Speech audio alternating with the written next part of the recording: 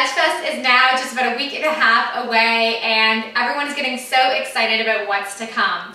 Now, I've been sharing tips the last couple weeks about how to transition to a plant-based diet. I'll be doing a full talk at Veg Fest on November 12th in London, and I'm going to be sharing with you today our third tip. So the first tip was to get a personal mission statement. Why do you want to become plant-based? What does it mean to you? What are your values? How does this relate to who you want to be as a human being living your life on planet Earth? The second was to get a tribe.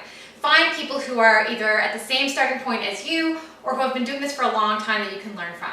And the third tip today, we're talking about money. Now, a lot of people have this idea that becoming a plant-based eater is more expensive.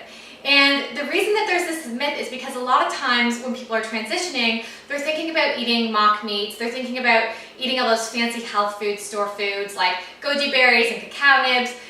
Those are delicious and wonderful, and I'm grateful as a plant-based eater that those are options, especially because a lot of times people become plant-based because they want to eat healthier. So those foods, the goji berries, the hemp seeds, all those fancy things, they're not really fancy, but they are more expensive.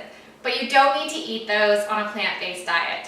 If we look at the world as a whole, we can see that in areas where people are economically strapped, when they don't have a lot of money to spend on luxuries, the majority of them actually eat a vegetarian diet or a vegan diet. And that's because those foods are least expensive.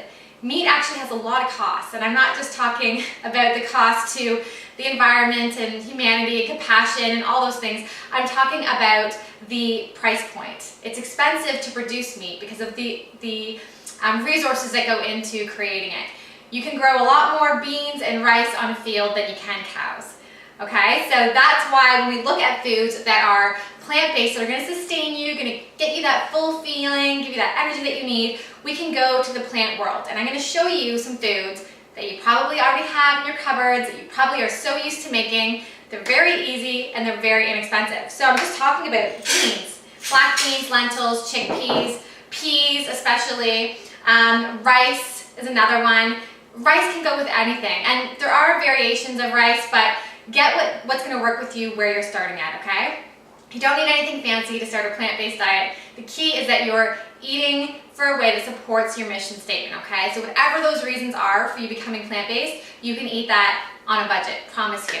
Okay, let's take pasta. What's easier than making pasta? Add some veggies, add some sauce, add some beans, add some rice. You can add all of these things together at a low cost. So what I want you to do today is just look around in your house already and see what kinds of options you have that can replace meat in your diet that are low cost, because you probably already have them. It's the beans, the rice, the pastas, the peas, the vegetables.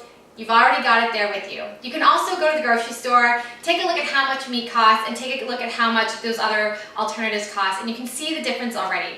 Meat is expensive, not just to our wallet, but to the world as a whole. So I hope this is helpful. I'll be back again next week, and we're going to talk about how eating a plant-based diet is complicated. And I'm going to tell you why it's not, and I'm going to tell you some tips on how to make it easy peasy, as easy as vegetarian pot pie. So until then, I'll see you next week, and I can't wait to see you on November 12th at the London Veg Fest in London, Ontario.